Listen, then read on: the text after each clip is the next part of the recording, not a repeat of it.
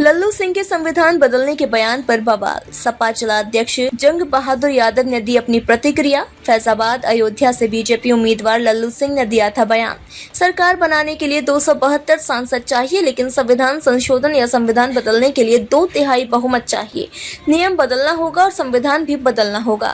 Party के अयोध्या के सांसद लल्लू सिंह ने एक बयान दिया कि 400 पार भारतीय जनता पार्टी को इसलिए पहुंचाना है क्योंकि भारत का संविधान बदलना है,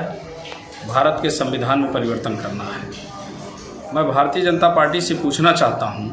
कि आखिर बाबा साहब अम्बेडकर के संविधान को ध्वस्त करते भारतीय जनता पार्टी कौन सा ऐसा संविधान इस देश के अंदर लाना चाहती है जो इस देश की संवैधानिक ढांचा को ही बदलने की तैयारी भारतीय जनता पार्टी कर रही है।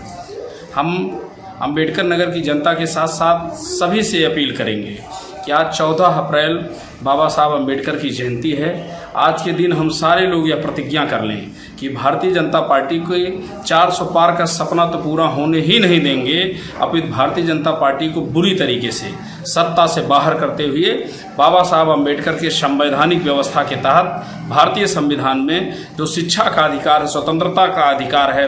इन सारे अधिकारों को जो दिया गया है, ये सारे अधिकारों को बचाने के लिए, संवैधानिक अधिकारों को बचाने के लिए शोषित, वंचित, पिछड़े लोगों को भारत की जो मूल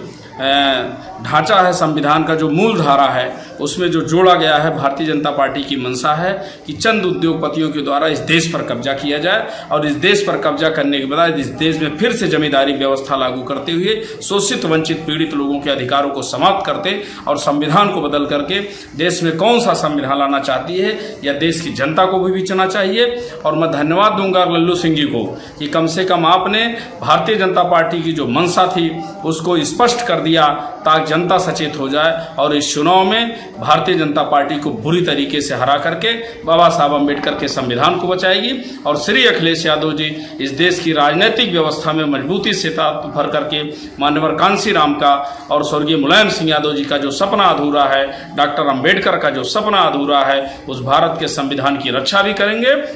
समाजवादी पार्टी भारतीय जनता पार्टी के इस मंसूबे को किसी भी कीमत पर नहीं सफल होने देगी। सड़क से लेकर सदन तक समाजवादी पार्टी भारत के संविधान को बचाने के लिए संघर्ष करेगी। मैं अम्बेडकर नगर की जनता से भी अपील करूंगा कि हम सबके नेता आदरणीय लालजी वर्मा जी को भारी मतों से जिता करके ये जो सांसद अयोध्या ने बयान दिया है, इस बयान को एक सिरे से खारिज करना है और भारत के संविधान की रक्षा के लिए जाति धर्म से ऊपर उठ करके श्री अखिलेश यादव जी को ताकत देने के लिए साइकिल वाली बटन दबा करके और इन भारतीय जनता पार्टी को जवाब देना है कि भारत का संविधान है, भारत का संविधान रहेगा, भारत का संविधान तुम्हारे बदलने से नहीं बदलेगा।